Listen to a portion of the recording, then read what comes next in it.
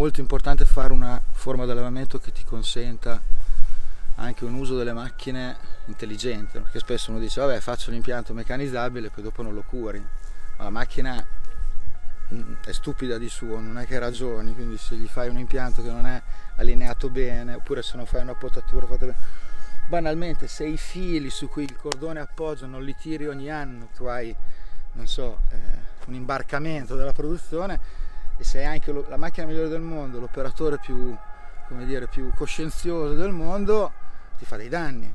Tu raccogli a mano, cioè, però il tuo vigneto è a 20 km, raccogli in cassette, sei lì che decanti, cassette, raccolta a mano, 15 kg, 15, 17, come se fosse, se già hai 18 non va bene, io sento sempre dire raccolta a mano, sembra che, e poi c'hai la pressa bellissima, però tu a 20-25 km ad agosto o i primi di settembre, quanto tempo ci metti?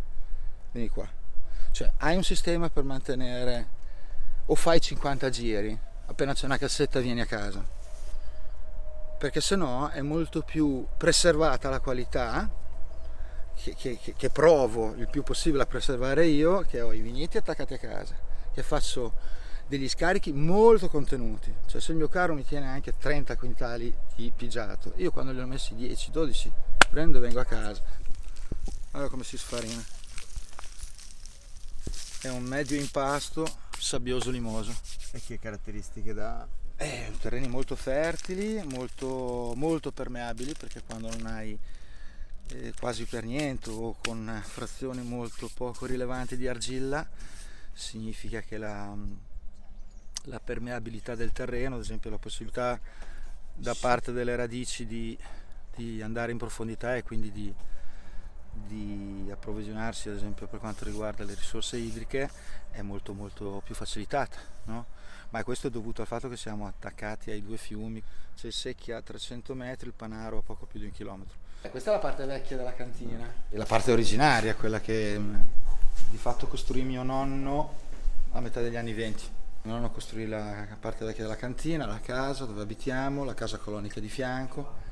C'erano vasche di legno, io me le ricordo da piccolo, le avremmo dismesse, sì, io ho quasi 50 anni, le avremmo dismesse 45 anni fa, più di 40 anni fa. Subito dopo al cemento, e da lì le manteniamo, perché il cemento comunque, adesso c'è un ritorno ovviamente, ma è comunque un buonissimo materiale perché è molto refrattario, per cui come conservazione è decisamente un buon materiale. Il concetto della vetrificazione serve per non avere superfici, deve avere una superficie completamente liscia, in modo tale che non ci siano nessun residuo di prodotto o di acqua di pulizia, perché questo poi fa da substrato per le muffe e tutti i problemi che possono venire da una scarsa pulizia. Lo sciormai invece è di qua, queste vasche qui, che sono completamente coibentate, dove il controllo delle temperature è molto più rigido. Hai il controllo su tutto il fasciame, quindi è un controllo molto più preciso, molto più ordinato. Di fatto, contrariamente a quello che succede per, penso, la maggior parte delle uve, quindi dei vini,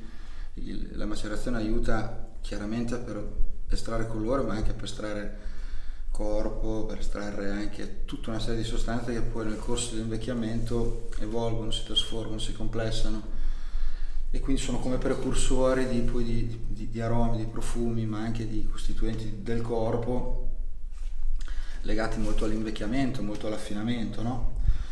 Il sorbare è un vino, come tutti i lambruscoli, pronto a bere.